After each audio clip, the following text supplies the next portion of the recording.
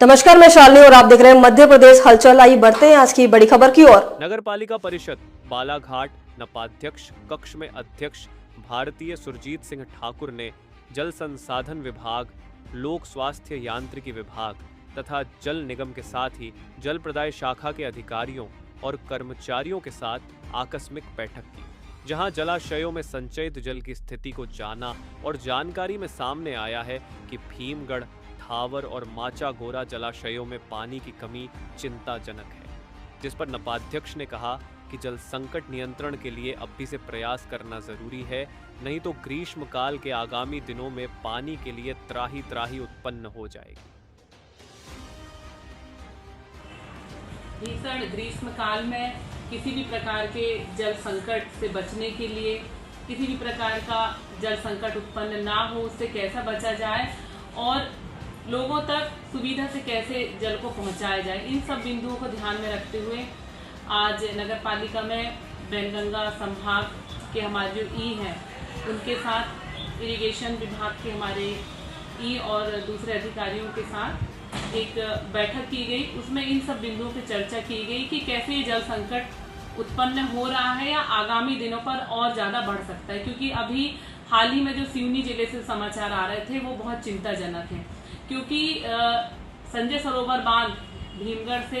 ये दिशा निर्देश आ चुके हैं कि जो पानी नदी में डंप है उतने से ही हमें अपने शहर को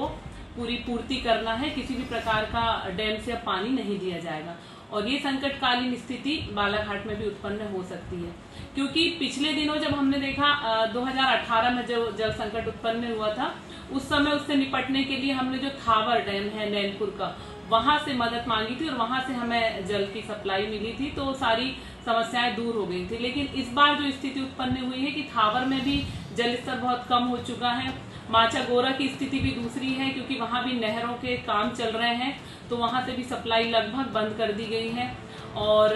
लामता में भी जो हमारा ड्यूटी डैम है उसका भी स्तर कम हो चुका है, और संजय सरोवर बांध का, तो आजू बाजू सारे डैमों की जो स्थिति है वो दयनीय स्थिति पे है कि उनका जल स्तर बहुत कम हो चुका है, क्योंकि लामता से भी अब जो नहरों को पानी दिया जा रहा है खेतों में पहुंचाने के लिए, उसके कारण पेयजल की समस्या उत्पन्न हो सकती है। हम तो चाहते हैं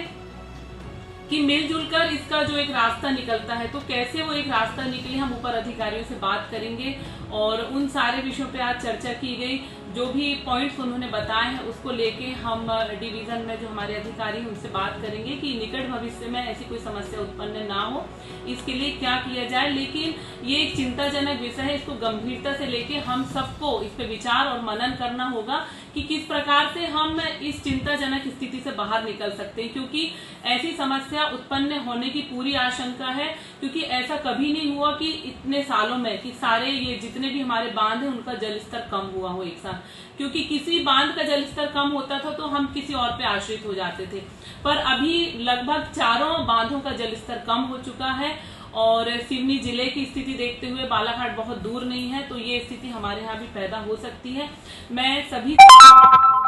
कि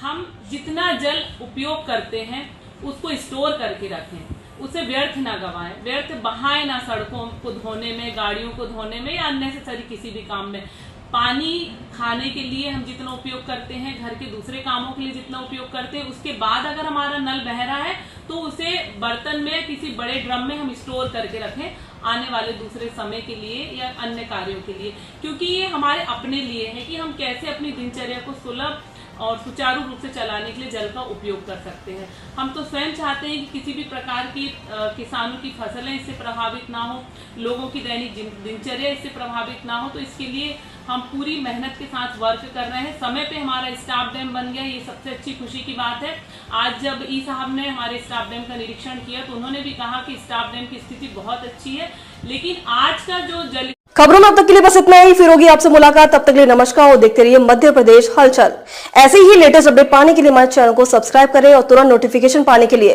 बेल आइकन प्रेस करना ना भूलें। यदि आप हमें फेसबुक या इंस्टाग्राम के माध्यम से देख रहे हैं तो हमारे पेज को फॉलो जरूर करें। धन्यवाद।